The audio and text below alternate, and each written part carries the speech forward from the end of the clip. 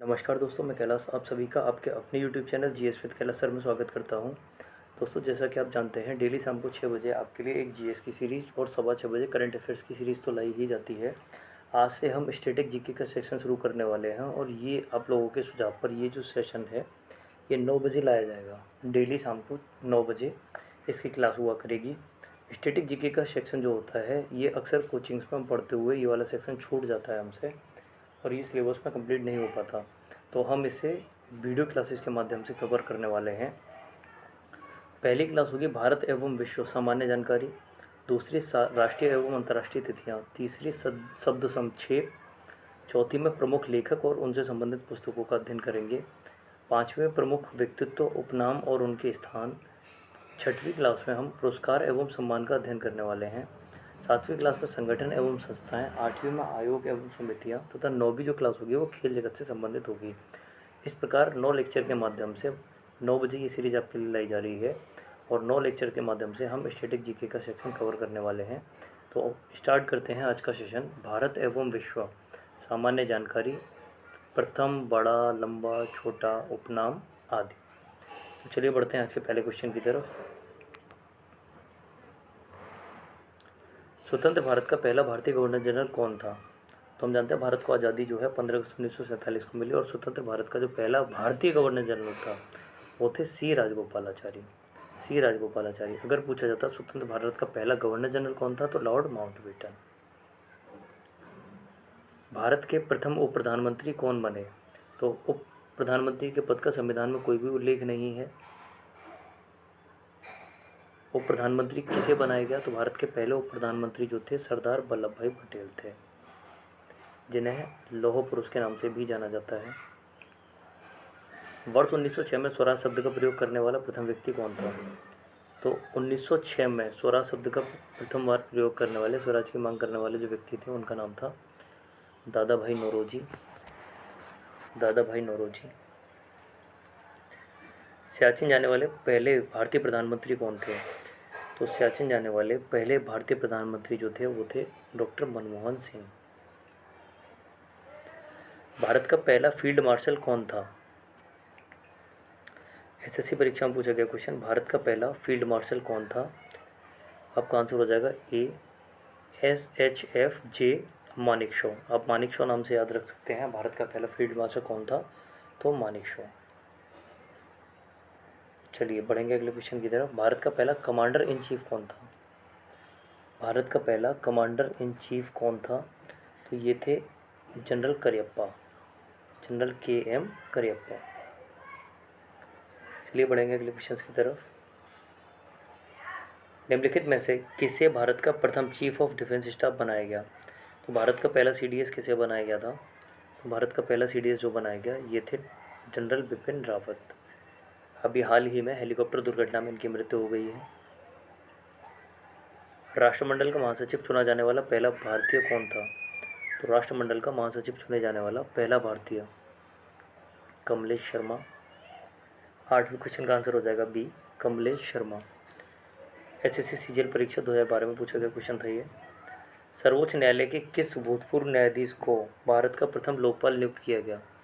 सर्वोच्च न्यायालय के किस भूतपूर्व न्यायाधीश को भारत का प्रथम लोकपाल नियुक्त किया गया? आपका आंसर हो जाएगा पिनाकी चंद्र घोष। जस्टिस पिनाकी चंद्र घोष को भारत का प्रथम लोकपाल बनाया गया। भारत की पहली महिला राष्ट्रपति कौन बनी? SSC परीक्षा में 2012 में पूछा गया क्वेश्चन, भारत की पहली महिला राष्ट्रपति कौन बनी? तो हम जानते हैं भारत की पहली महिला राष्ट्रपति बनने वाली महिला जो थी उनका नाम था प्रतिभा देवी सिंह पाटिल, श्रीमती प्रतिभा पाटिल। भारत की प्रथम महिला IPS अधिकारी कौन है? तो भारत की पहली महिला IPS अधिकारी जो बनी ये थी आपकी किरण बेदी। उत्तर प्रदेश की प्रथम महिला मुख्यमंत्री, तो उत्तर प्रदेश की प्रथम महिला मुख्यमंत्री जो बनी ये भारत के किसी भी राज्य की बनने वाली पहली महिला मुख्यमंत्री थी सुचेता कृपलानी। सुचेता कृपलानी। चलिए बढ़ेंगे अगले क्वेश्चन की तरफ। दिल्ली उच्च न्यायालय की पहली महिला न्यायाधीश कौन बनी? तो दिल्ली उच्च न्यायालय की पहली महिला न्यायाधीश जो बनी वो थी लीला सेठ।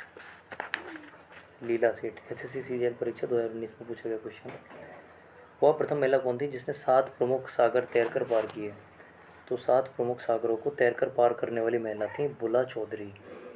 बुला चौधरी। यहाँ सम्मिलित करने के लिए क्वेश्चन दिया गया है, एक बार देखते हैं। 15वां क्वेश्चन जो सम्मिलित करने के लिए दिया गया है, वृंदा राठी का संबंध किससे है? तो आप देखेंगे वृंदा राठी T20 में शतक बनाने वाली प्रथम महिला क्रिकेटर हैं। वृंदा राठी T20 प्रतियोगिता में भाग लेने वाली पहली महिला राष्ट्रीय अंपायर वृंदा राठी हैं। तो हम ए को मिलाएंगे, ए को मिलाया जाएगा 4 से। ए को मिलाया हमने 4 से। इसके बाद में देखते हैं गगनदीप कंग, तो ये कौन है? तो हम देखते हैं ये जो हैं फेलो रॉयल सोसाइटी में चयनित होने वाली पहली महिला वैज्ञानिक। हिना जायसवाल पहली महिला फ्लाइट इंजीनियर और हरमनप्रीत कौर T20 विश्व कप में शतक लगाने वाली पहली महिला। आंसर हो जाएगा ए। आंसर हो जाएगा ए। 4 3 2 ए। चलिए बढ़ेंगे अगले क्वेश्चन की तरफ। निम्नलिखित में से कौन सा भारत में सबसे बड़ा नदी द्वीप है? निम्नलिखित में से कौन सा भारत में सबसे बड़ा नदी द्वीप है? तो ब्रह्मपुत्र नदी पर असम राज्य में बनने वाला सबसे बड़ा नदी द्वीप जो है विश्व का, वो है आपका माजुली द्वीप। माजुली द्वीप। सबसे बड़ा बसा हुआ नदी द्वीप किस नदी पर स्थित है? उससे संबंधित क्वेश्चन ही है, ब्रह्मपुत्र नदी पर असम राज्य में, और द्वीप का नाम है माजुली द्वीप। भारत में मीठे पानी की सबसे बड़ी झील कौन सी है? अगला क्वेश्चन, भारत में मीठे पानी की सबसे बड़ी झील कौन सी है? तो बुलर झील। बुलर झील जो है भारत की सबसे बड़ी मीठे पानी की झील है। भारत की सबसे लंबी नदी कौन सी है? तो यहाँ पूछा गया भारत की सबसे लंबी नदी कौन सी है। 19वां क्वेश्चन आप लोगों के सामने, और आंसर हो जाएगा गंगा। 2525 किलोमीटर लंबी गंगा नदी भारत में बहने वाली सबसे लंबी नदी है। भारत में निम्नलिखित में से कौन सी सबसे लंबी नदी है? 20वां क्वेश्चन यूपीपीसीएस 2015 में पूछा गया क्वेश्चन है। निम्नलिखित में से कौन सी सबसे लंबी नदी है जो भारत में बहती है? और आंसर हो जाएगा ए। इसे दक्षिण भारत या दक्षिण की गंगा भी कहा जाता है, वृहद गंगा भी कहा जाता है। गोदावरी नदी। प्रायद्वीपीय भारत की सबसे लंबी नदी गोदावरी नदी, जो नासिक में त्र्यंबक पर्वत से निकलती है और बंगाल की खाड़ी में डेल्टा बनाते हुए गिर जाती है। भारत का सबसे लंबा बांध पूछा गया है अगले क्वेश्चन में। 21वां क्वेश्चन, भारत का सबसे लंबा बांध, आंसर होगा सी, हीराकुंड बांध। हीराकुंड बांध भारत का सबसे लंबा बांध है। यूपीपीसीएस परीक्षा में पूछा गया क्वेश्चन था ये। अगला क्वेश्चन देखें, भारत की सबसे लंबी तटरेखा वाला राज्य निम्नलिखित में से कौन सा है? तो सबसे लंबी तटरेखा साझा करने वाला जो राज्य है ये हो जाएगा आपका गुजरात। 22वें क्वेश्चन का आंसर बी। भारत की सबसे लंबी दूरी की रेलगाड़ी किन स्टेशनों के बीच चलती है? तो सबसे लंबी दूरी की रेलगाड़ी किन स्टेशन के बीच चलती है? 2 ऑप्शन दिए गए हैं, कन्याकुमारी, बारामूला, डिब्रूगढ़, नालिया। दोनों ही ऑप्शन सही नहीं होंगे। चलिए अगले ऑप्शन देखते हैं हम। क्वेश्चन था, भारत की सबसे लंबी दूरी की रेलगाड़ी किन स्टेशनों के बीच चलती है? तो भारत की सबसे लंबी दूरी की रेलगाड़ी जो है ये आपके डिब्रूगढ़ और कन्याकुमारी के बीच चलती है। अगला क्वेश्चन, भारत का सबसे लंबा राष्ट्रीय राजमार्ग कौन सा है? भारत का सबसे लंबा राष्ट्रीय राजमार्ग कौन सा है? आंसर होगा NH-44। NH-44 जो है भारत का सबसे लंबा राष्ट्रीय राजमार्ग है। भारत की सबसे ऊंची पर्वत चोटी कौन सी है? तो भारत की सबसे ऊंची पर्वत चोटी जो है SSC 2013 में पूछा गया क्वेश्चन, और आंसर हो जाएगा ए, गॉडविन ऑस्टिन। 25वें क्वेश्चन का आंसर हो जाएगा गॉडविन ऑस्टिन। इस चोटी को हम K2 के नाम से भी जानते हैं, और ये POK में स्थित है, पाक ऑक्यूपाइड कश्मीर में स्थित है। दक्षिण भारत का सर्वोच्च पर्वत शिखर कौन सा है? दक्षिण भारत का सर्वोच्च पर्वत शिखर जो है ये अनाईमुड़ी है, और दूसरी सबसे ऊंची चोटी जो है दक्षिण भारत की वो है डोडा बेटा। भारत का सबसे ऊंचा जलप्रपात कौन सा है? तो भारत का सबसे ऊंचा जलप्रपात पूछा गया है जोग जलप्रपात जो है भारत का सबसे ऊंचा जलप्रपात है दिए गए ऑप्शन में से। भारत के राष्ट्रीय गान के रचयिता कौन है? तो भारत का जो राष्ट्रीय गान है हम सभी जानते हैं, इसका रचयिता रविन्द्रनाथ टैगोर हैं। इसके रचयिता जो हैं रविन्द्रनाथ टैगोर, और भारत का राष्ट्रीय गान है जन गण मन। इसके अलावा रविंद्रनाथ टैगोर के द्वारा अमर सोनार बांग्ला की भी रचना की गई, जो बांग्लादेश का राष्ट्रीय गान है। स्वतंत्र भारत के राष्ट्रीय ध्वज का डिजाइन निम्नलिखित में से किसने बनाया?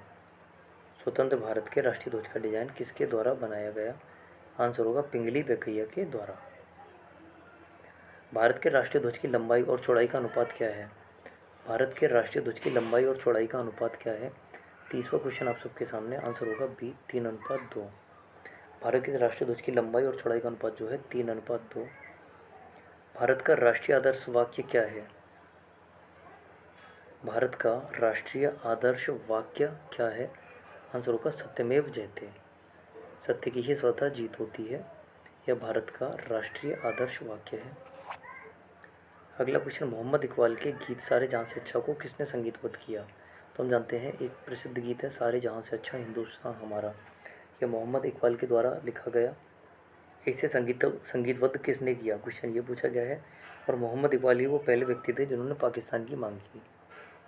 तो हम देखते हैं 32वें क्वेश्चन का आंसर क्या हो जाएगा? पंडित रविशंकर।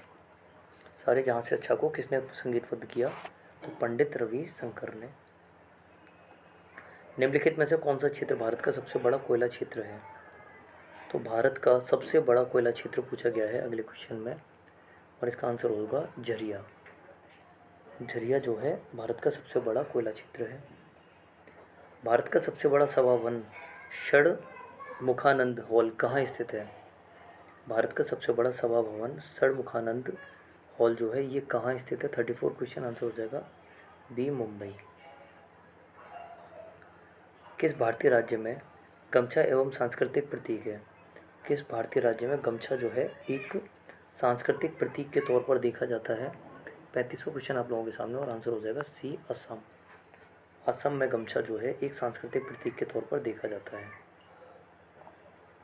चलिए बढ़ते हैं अगले क्वेश्चन की तरफ।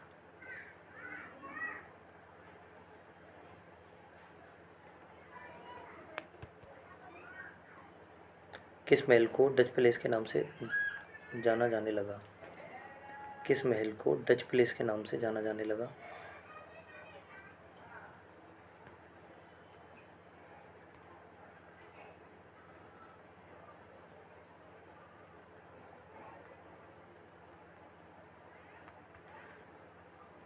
निम्नलिखित में से किस महल को डच पैलेस के नाम से जाना जाने लगा? तो आपका आंसर हो जाएगा 36 क्वेश्चन का आंसर क्या हो जाएगा? सी बट्टनचेरी महल। बट्टनचेरी महल। अगला क्वेश्चन देखते हैं, भारत में प्रथम योग विश्वविद्यालय की स्थापना कहाँ हुई थी? भारत में प्रथम योग विश्वविद्यालय की जो स्थापना हुई ये कहाँ हुई थी? 37वां क्वेश्चन आप लोगों के सामने, और आंसर हो जाएगा सी मुंगेर में। सी मुंगेर में। किस स्थान पर विवेकानंद स्मारक स्थित है? किस स्थान पर विवेकानंद स्मारक जो है ये स्थित है? चलिए देखते हैं 38वें क्वेश्चन का आंसर होगा आपका डी कन्याकुमारी। विवेकानंद स्मारक जो है ये कन्याकुमारी में स्थित है। निम्नलिखित में से संख्या के मामले में भारत का कौन सा पड़ोसी देश सबसे छोटा है? तो जो सीमा साझा करता है उससे अगर देखा जाए तो जनसंख्या पूछा गया है, सीमा साझा करना नहीं। तो जनसंख्या के मामले में भारत का कौन सा पड़ोसी देश सबसे छोटा है? क्वेश्चन पूछा गया है जनसंख्या के मामले में भारत का सबसे छोटा पड़ोसी देश कौन सा है?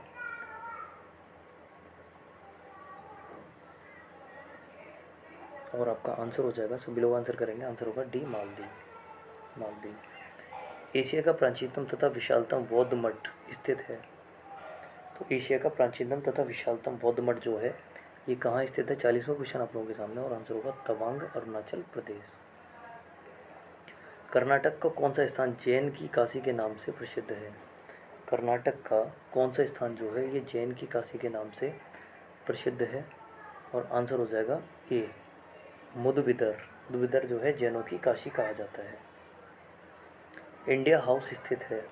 तो इंडिया हाउस आरआरबी में पूछा गया क्वेश्चन, इंडिया हाउस जो है ये लंदन में स्थित है। भारत में हरित क्रांति के जनक माने जाने वाले नॉर्मन बोरलॉग कहाँ के हैं?